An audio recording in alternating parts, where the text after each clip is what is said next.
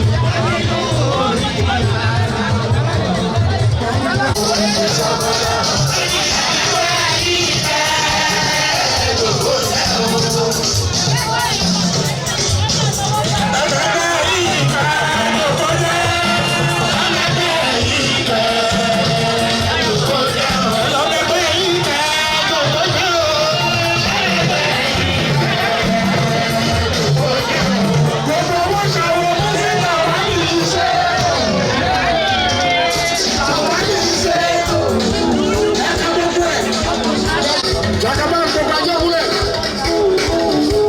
Ọkọ̀ mi ká Yusuf wò mí ṣe.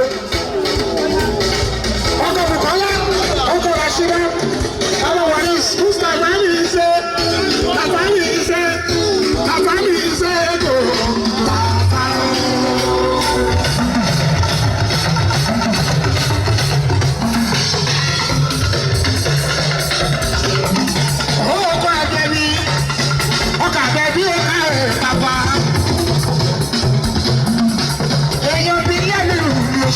Ọba àkọ́dá Yusuf gbogbo ajé múlẹ̀.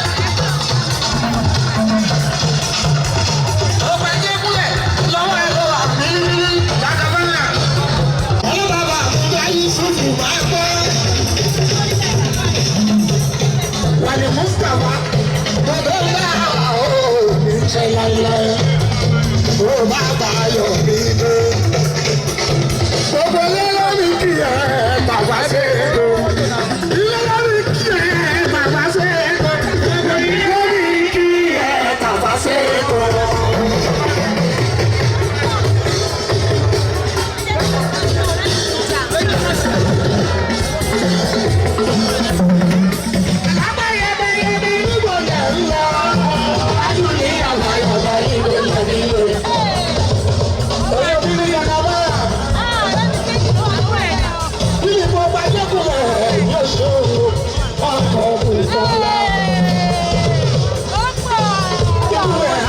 Lọ́jọ́ ayé ti bá bàbá ṣe é lọ.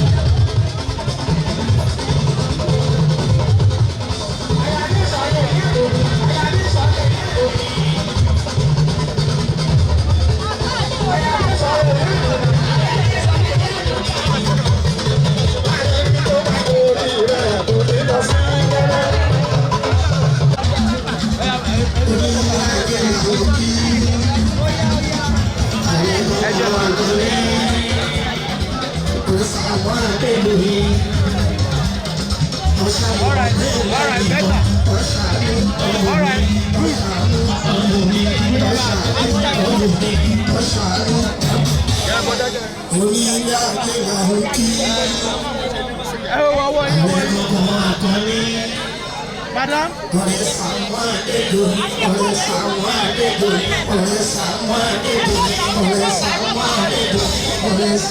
Please subscribe to Face TV Africa and turn the notification on. Face TV Africa, ẹ jọ̀ọ́ ẹ subscribe, hete. Face TV was Swoby.